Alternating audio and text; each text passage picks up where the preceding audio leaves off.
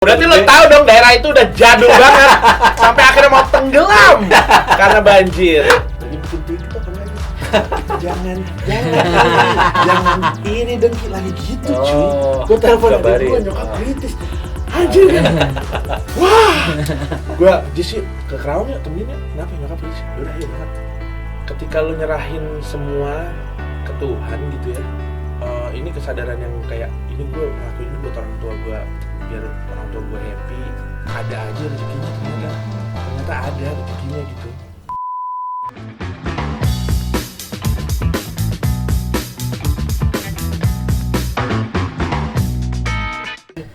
Mas Gilang setelah sekarang populer. Wah, jadi artis pokoknya pulang teler ya. Iya. Muncul di Lapor Pak itu apa yang Mas Gilang dapat? Kami dengar Mas Gilang sekarang udah bisa bangun rumah mewah meskipun di pondok gede. Tonjok lu ya. Iya gitu. Rumah mewah meskipun di pondok gede. Ini pondok gede lagunya Iwan Fals. Iya. Berarti lo tahu dong daerah itu udah jadul banget sampai akhirnya mau tenggelam karena banjir. Ya itu dapat apa Mas Gilang selain nama? Itu gua bangun rumah kan sebelum gua lapor Pak sebenarnya. Iya. Oh, Bangun rumah sebelum lapor Pak, tapi ya kebantu juga. Itu kan akhirnya jadi gimmick juga ya, jadi bahan juga. Kadang-kadang gue bawa ke lapor Pak kalau gue mau dikeluarin dari penjara, jangan dong, jangan dikeluarin nih, rumah masih belum kelar biasanya. Bisa jadi kelucuannya juga. Cuman akhirnya itu bisa bangun rumah buat bokap nyokap karena emang tadinya banjir. Karena 2020 banjir itu, terus gue ngerasa bokap nyokap udah nginjek usia 60. Entah kenapa gue berpegangan sama ajaran muslim ya. Kalau umur tuh sampai 63 ya. Kalau nggak salah, sisanya bonus kan. Ternyata di Nasrani pun pakai usianya Musa. Musa tuh sampai 70. Jadi memang ada korelasinya itulah. Nah, gue ngeliat bokap nyokap udah umur 60 kayak gue ngerasa kayak cing, waktu gue udah dikit lagi nih sama bokap nyokap nih. Gue bisa ngasih apa ya ke mereka ya.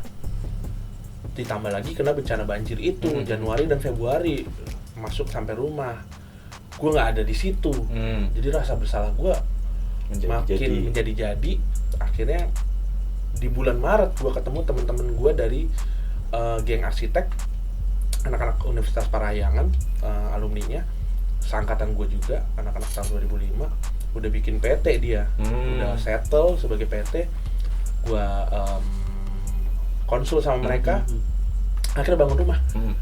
Deal, yaudah nih, gue punya dananya segini nih. Ini awalnya dana gue 300 juta. Karena gue bangun ulang kan, rumah gue robohin lagi kan. 300. Temen gue bilang 400 udah enak banget nih. Gue nanya ke adek gue, berani nggak nih 400? Nyari 100-nya di mana ya? Nggak tahu. Gue juga nggak tahu. Tapi lo berani nggak? Berani. Yaudah kalau berani nih. Yaudah lo berani nggak? Yaudah gue berani nih. Yaudah kita berani deh. Yaudah berani. Set, ambil tuh gue berani aja. Padahal gue nggak ada duitnya. 100-nya di mana? Gue belum punya pekerjaan. Sampai di TV. Gue belum punya tuh. Itu kan kebagi dari termin-termin, berarti total tuh gue harus bayar 440 plus. Karena 40 kan itu 10% fee dari yang membuat kan.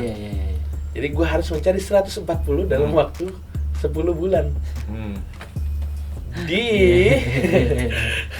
Di bulan Februari 2021 saya udah RP 0. Udah RP 0 mas. Iya, baru kebayar 60. Harus bayar lagi 80 kan. Nggak ada duitnya. Akhirnya tapi ya kebayar juga. Jadi gue juga belajar apa ya? Ketika lo nyerahin semua ke Tuhan gitu ya. Dan ini kesadaran yang kayak ini gue ngelakuin ini buat orang tua gue, biar orang tua gue happy, bahagia. Ada aja rezekinya ternyata ada rezekinya gitu. Gue nggak pernah memusingkan itu sih, atau mungkin cara pikir gue salah karena gue nggak pernah memusingkan uang. Tapi ternyata ini menyelamatkan gue juga. Akhirnya bisa sampai ternyata nggak 440 sampai 500. ada biaya-biaya tambahan. Salah ngitung. Ya Pak, ini salah ngitung ini yang ini. Ya nambah lagi dong Pak, ini 20 juta. Itu berarti rumah orang tuh ditinggiin apa gimana? Tinggiin pondasi semeter. Kalau dari jalan mungkin 2 meteran kali ya.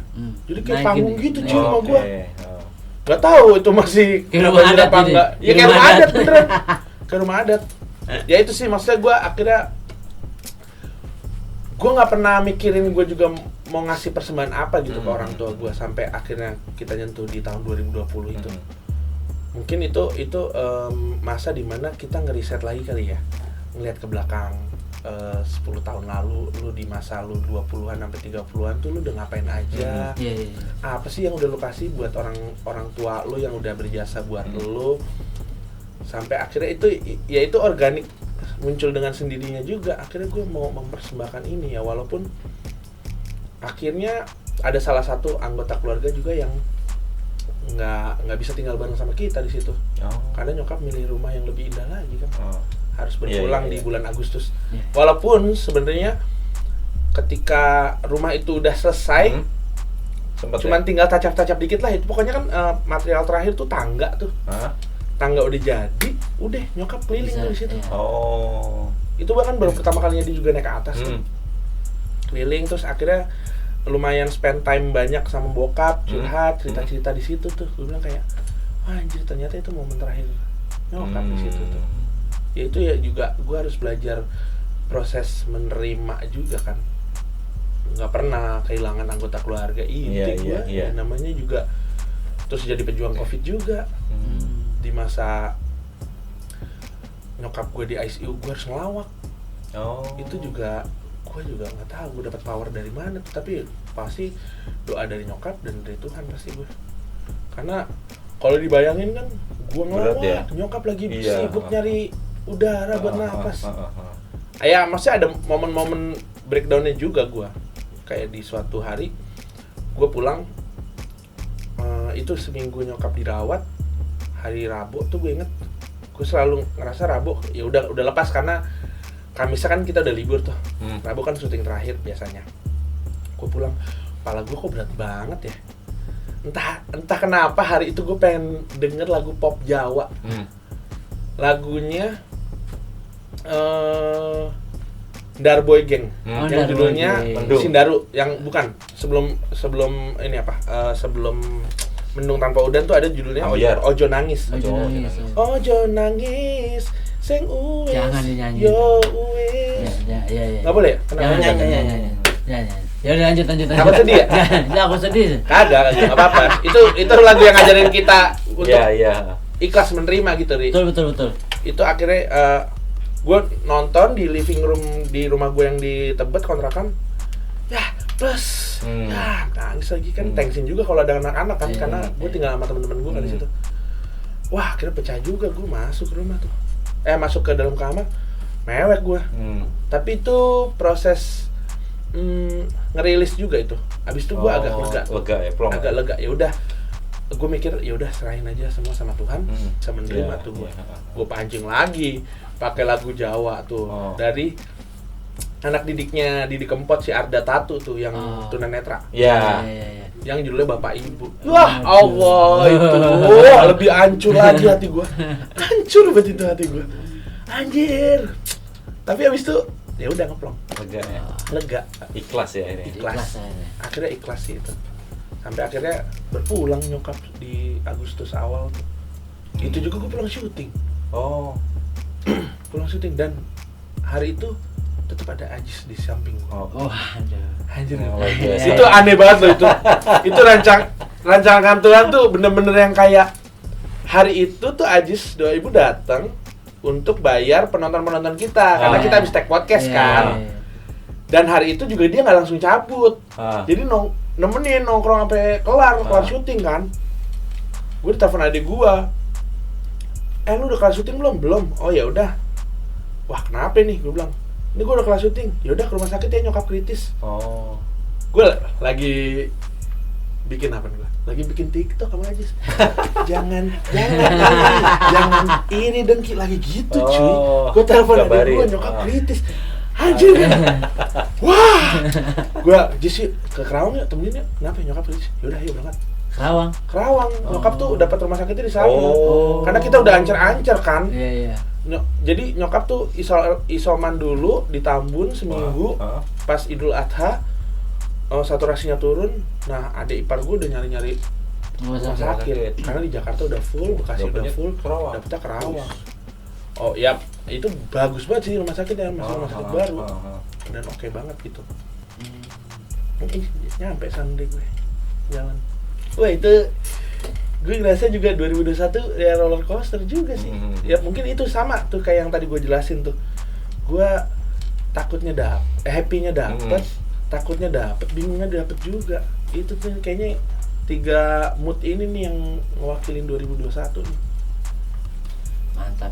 Berarti memang perjalanan karirnya Mas luar biasa. Gilang Gomblo ini luar biasa ya. Dipenuhi dengan luck ya. Nanti kita Iya kan?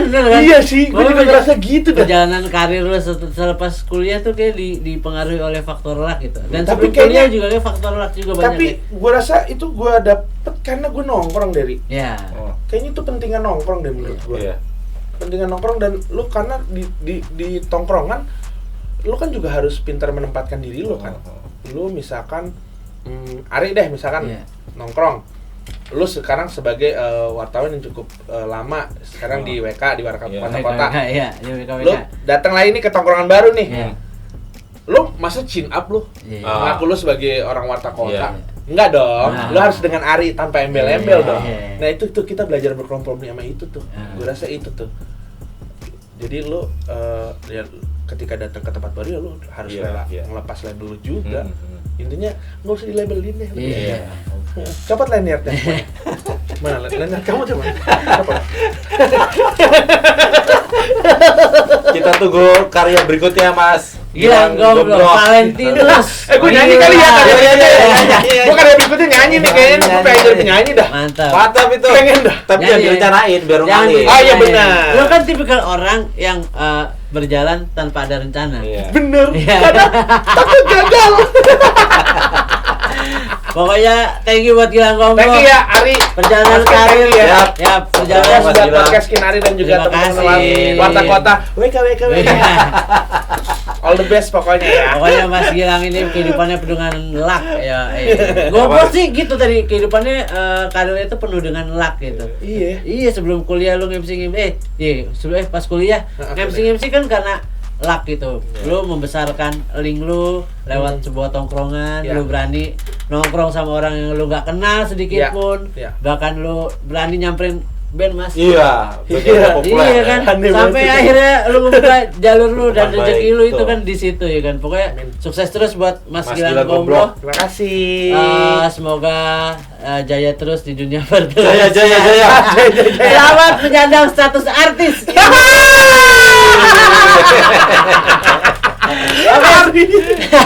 Sekian dari kami podcast Kinari. Sampai jumpa di pembahasan selanjutnya. Jangan lupa untuk di subscribe, di like dan dinyalain loncengnya tuh channel YouTube Warta Kota Production khususnya podcast Kinari. Terima kasih. Dadah. Jangan lupa subscribe ya.